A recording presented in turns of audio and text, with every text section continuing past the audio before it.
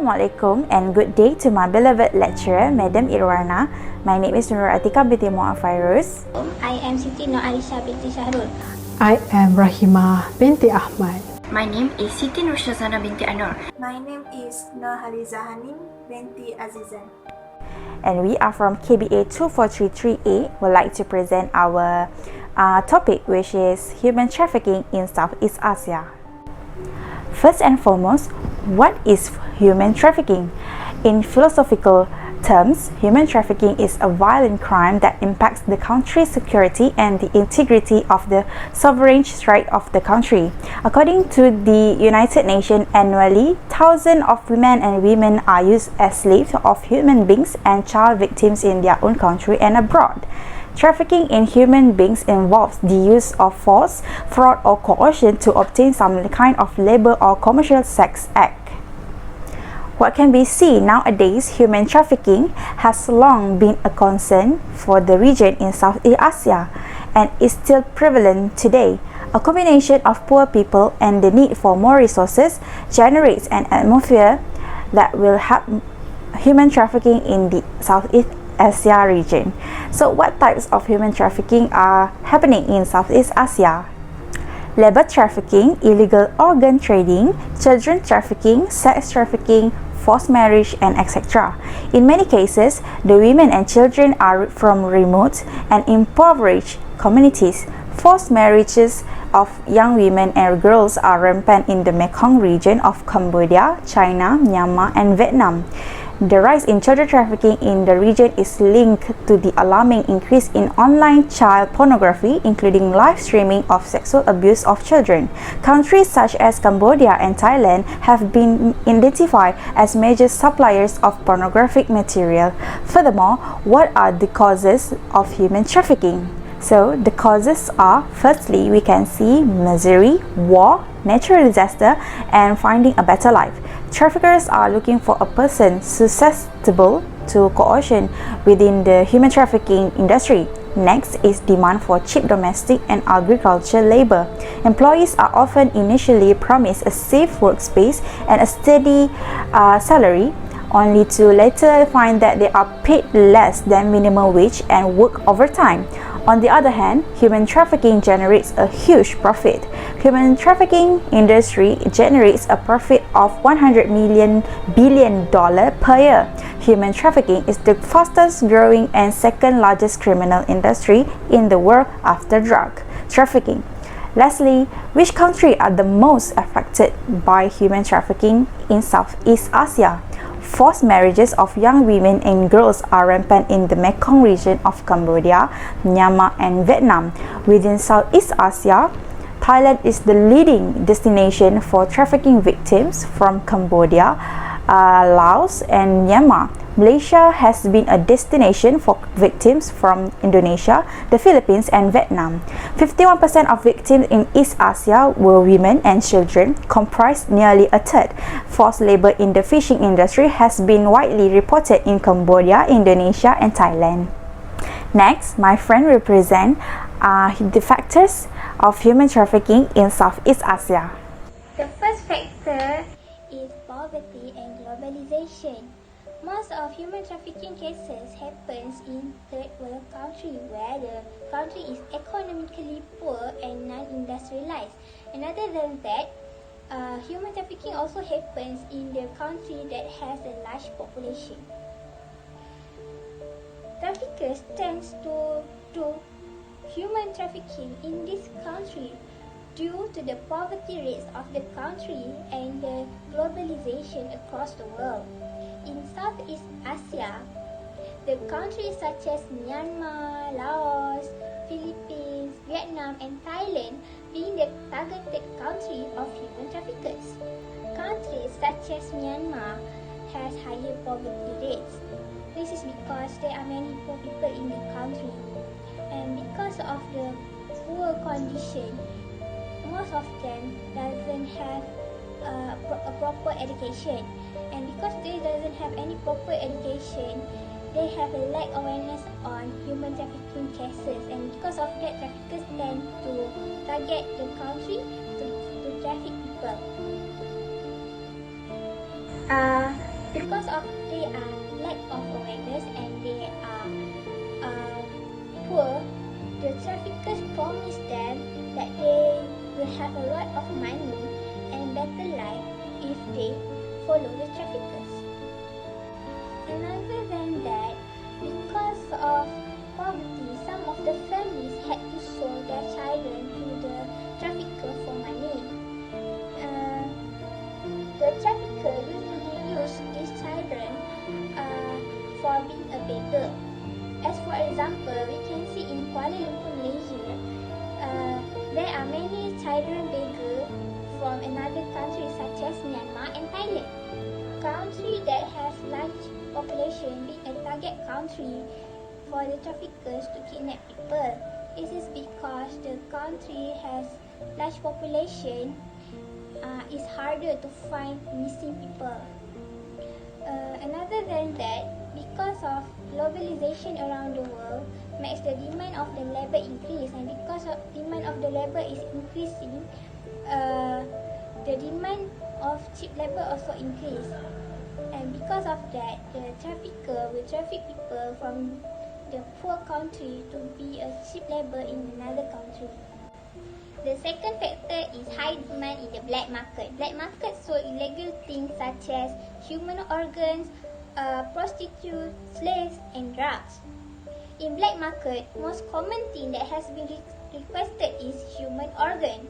Human organs are very popular in black market because of the high demand and the low supply. Another than that, demand in the black market that is popular is sex slave or prostitution. Women and children are the majority in the prostitution group. These people is being used to offer sex services in sex tourism industry. Moreover, high demand of child pornography made the trafficker use the child as pornography subject and sold it in the black market. Lastly, due to high demand of drug in the black market, the human traffickers trafficked people to be a drug mules. These people being trafficked to smuggle drug to another country. These people were promised with a lot of money to smuggle a drug to another country. The third factor is conflict and natural disaster.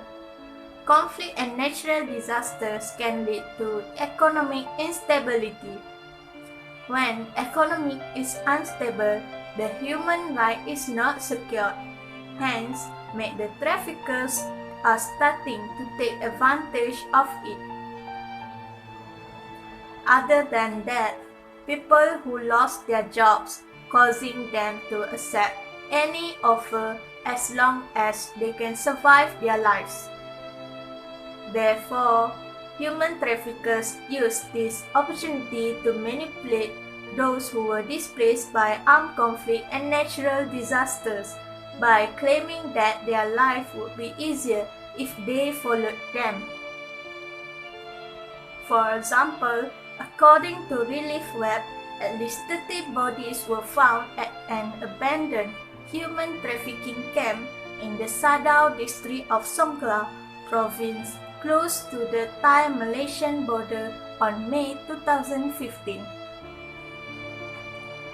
The victims are mostly migrants identified as ethnic Rohingya from Myanmar and Bangladesh. They are forcibly detained, leading to death, trafficking, rape, and membership in transnational organized criminal network. Other than that, natural disasters also contribute to the possible victims of human trafficking, including children who become orphaned or separated from their families. Typhoon Haiyan is the most powerful typhoon in the Philippines and has left a devastating impact, with many people remain displaced and the livelihoods have been destroyed. This is where the human trafficking started. And the last factor is lack of education. The lack of education that trafficking victims have can be the obvious factor. This is because there are still significant number that is not alert about current issue and not been exposed to necessary knowledge regarding human trafficking. A person who is offered for an attractive job offered by trafficker may seeing it as an opportunity at young age. They thought that by accepting the offer, they will be able to change their living and help their families. In fact, they do not realize that they will fall for human trafficking as they have no awareness about it. Without a proper understanding of the possible consequences from their actions, a lot of people rely on the traffickers to facilitate their travel. They are also totally unaware of what type of employment is actually provided for them. I would like to present about how human trafficking has impacted for some ASEAN countries towards their politics. Some ASEAN countries have been strengthening border control to overcome human trafficking issues. Stricter border controls and increased enforcement are commonly methods used. For example, the Bali process on people smuggling, trafficking in persons, and related transnational crime based in Southeast Asia puts a strong emphasis on the prevention of crime and focuses on capacity building for organizational security, immigration, and other top management. Regional forums all include bilateral aid and trade programs, assistance with poverty alleviation and development as a part of their focus. Some countries of ASEAN attempt to protect their people from exploitation by expanding supervised programs before departure. Some important methods commonly employed in Philippines, as example, spread of subsidized benefits, including pre-migration training on social and work conditions abroad, insurance and retirement plan, medical insurance, as well as education assistance for the migrants' family and eligibility for pre-arrival and emergency money. It could not be denied that human trafficking have effect negatively towards the victim condition. Trafficking also suffer from violence, neglection, poverty, and poor health. Only their experiences as victims of crime of these conditions. And every stage of trafficking may include physical, sexual, and psychological abuse, violence, deprivation, and torture, forced use of drug, coercion, economic exploitation, and oppressive working and living conditions.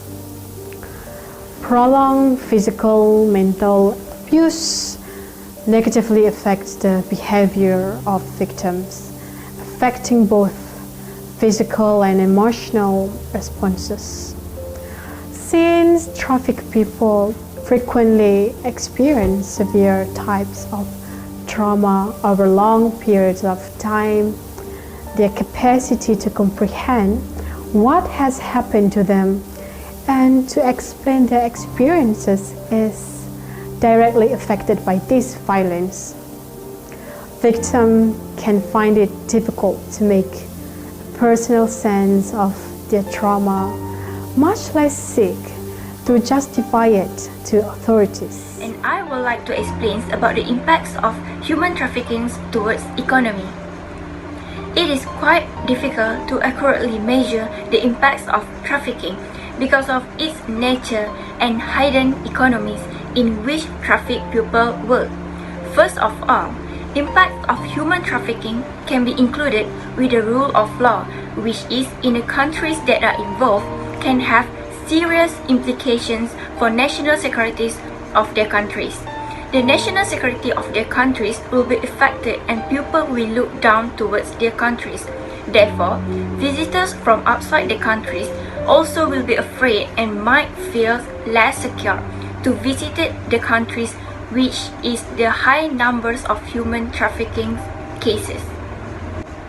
Countries in Asia that is less visited are for examples like Timor-Leste and Laos. As we all know, human trafficking in Timor-Leste and Laos is quite high among other countries. This is why Timor-Leste is less visited and the economies of the countries is not thriving compared to the other countries. These countries also might have a bad reputation in tourist assumptions. This is because people don't want to take any risk to go visit to their countries. Basically, everyone who wanted to go traveling will do some basic research towards the country that they would like to go visit. Child trafficking also can make children to not be able to contribute to the country's economy when they grow up due to the lack of education. As children are being trafficked, they do not lead normal life like children in the first world countries. They do not have proper education and so are not knowledgeable about the world outside. This will lead to the economies of the countries because in future, these generations will not bring any potential benefits to their countries. Lastly, human trafficking also can lead to increased crime and immigration problems. Countries which have a high number of human trafficking cases will also impact toward the crime cases. Human trafficking affects the global economy as source countries lose part of their labor supplies, and transit destination countries must deal with the cost of illegal immigration. Next, we can move to the impacts of human trafficking towards social. The impacts of human trafficking usually fall towards women and children who are the main victim. Individuals who are being trafficked can quickly become removed from friends, family, and other social circles around them. They may become ashamed because they will feel they are different with some other people and might think people will look down towards them. They also may lose interest to get attached towards people on their circles. Victims of human trafficking also might be alone on their own and feeling lonely. Since human trafficking involves female victims who are being sold as sex slaves, unwanted pregnancy among them will be expected. This can cause disease such as HIV and AIDS, and it can influence all of the communities as well. These situations will also give bad effects toward their health. Female victims might develop sexually transmitted diseases, get pregnant, and become infertile from chronic untreated sexually transmitted infections or unsafe abortions, as they are treated with unclean instruments by non-certified doctors. This lack of sanitation is one of the many factors in the ever-spreading HIV in the human trafficking world. As a conclusion, every parties need to play an important role to make sure the number of human trafficking cases in South Asia can be decreased. There are many recommendations for community education and action response towards human trafficking. To eradicate human trafficking, community groups and students in school must get information about human trafficking. In addition, staff and volunteers of international organizations also need training to recognize warning signs of trafficking and the steps of responding. When local populations recognize human trafficking, the crime may come out of hiding and effective response can be created. if every parties involved are being well cooperated, cases of human trafficking might be resisted. So, as for recommendation, ASEAN member state can consider updating its law and practices to assess the degree to which safety and assistance programs are rendered conditional on victim cooperation with national authorities. Subsequently, efforts may be made to ensure victim participation is no direct or implied condition of immediate help and support.